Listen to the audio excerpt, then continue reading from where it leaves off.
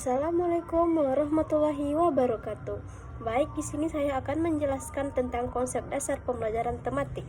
Yang pertama adalah ciri-ciri pembelajaran tematik. Yang pertama, berpusat pada siswa. Yang kedua, memberikan pengalaman langsung. Yang ketiga, pemisahan mata pelajaran tidak begitu jelas. Yang keempat, menyajikan konsep dari berbagai mata pelajaran. Yang kelima, bersifat fleksibel. Yang keenam, hasil pembelajaran sesuai dengan minat dan kebutuhan siswa. Yang selanjutnya adalah prinsip-prinsip pembelajaran tematik. Yang pertama, terintegrasi dengan lingkungan atau bersifat kontekstual. Artinya, dalam sebuah format keterkaitan antara kemampuan peserta didik dalam menemukan masalah dengan memecahkan masalah nyata yang dihadapi dalam kehidupan sehari-hari. Yang kedua, memiliki tema sebagai alat pemersatu beberapa mata pelajaran atau bahan kajian. Yang ketiga, menggunakan prinsip belajar sambil bermain dan menyenangkan. Yang keempat, pembelajaran memberikan pengalaman langsung yang bermakna bagi peserta didik. Yang kelima, menanamkan konsep dasar berbagai mata pelajaran atau bahan kajian dalam suatu proses pembelajaran tertentu. Yang keenam, pemisahan atau pembedaan antara satu mata pelajaran dengan mata pelajaran lain yang sulit dilakukan. Yang ketujuh, pembelajaran dapat berkembang sesuai dengan kemampuan, kebutuhan, dan minat peserta didik. Yang kedelapan, pembelajaran bersifat fleksibel. Yang kesembilan, penggunaan variasi metode dalam pembelajaran. Selanjutnya adalah kelebihan dan kelemahan pembelajaran tematik.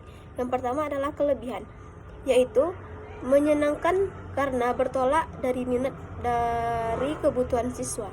Selanjutnya, pengalaman dan kegiatan belajar relevan dengan tingkat perkembangan dan kebutuhan siswa.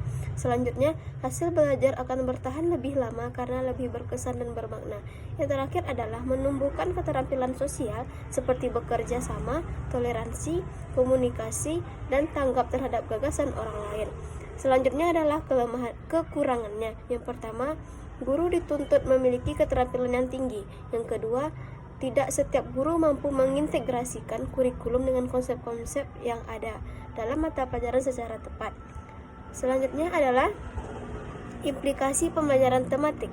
Yang pertama, implikasi bagi guru pembelajaran tematik memerlukan guru yang kreatif, baik dalam menyiapkan kegiatan atau pengalaman belajar bagi anak, juga dalam memilih kompetensi dari berbagai mata pelajaran dan mengaturnya lebih bermakna, menarik, menyenangkan, dan utuh. Selanjutnya, implikasi bagi siswa.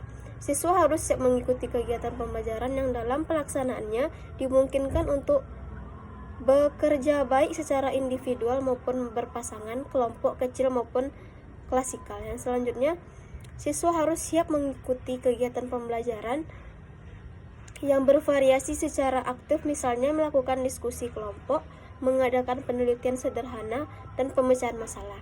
Selanjutnya, implikasi terhadap sarana prasarana sumber belajar dan media.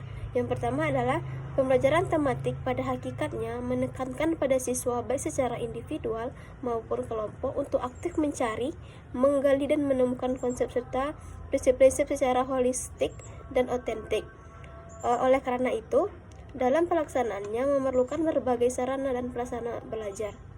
Yang selanjutnya, pelajaran ini perlu memanfaatkan berbagai sumber belajar, baik sifatnya didesain secara khusus untuk keperluan pelaksanaan pembelajaran maupun sumber belajar yang tersedia di lingkungan yang dapat dimanfaatkan. Implikasi selanjutnya adalah implikasi terhadap pengaturan ruangan. Dalam pelaksanaan kegiatan pembelajaran tematik perlu melakukan pengaturan ruang agar suasana belajar menyenangkan. Pengaturan ruang tersebut meliputi yang pertama, ruang perlu ditata disesuaikan dengan tema yang sedang dilaksanakan. Yang kedua, disusun bangku peserta didik dapat berubah-ubah disesuaikan dengan keperluan pembelajaran yang sedang berlangsung.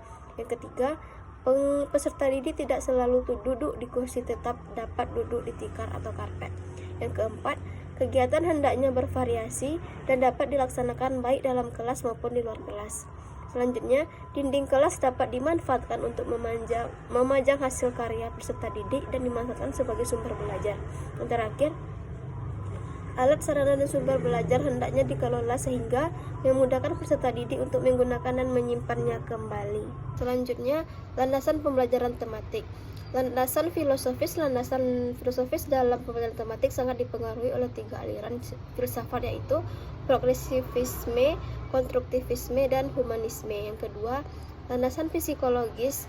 Landasan psikologis dalam pembelajaran tematik terutama berkaitan dengan psikologi perkembangan peserta didik dan psikologi belajar. Yang ketiga, landasan yuridis. Landasan yuridis dalam pembelajaran tematik berkaitan dengan berbagai kebijakan atau peraturan yang mendukung pelaksanaan pembelajaran tematik di sekolah dasar.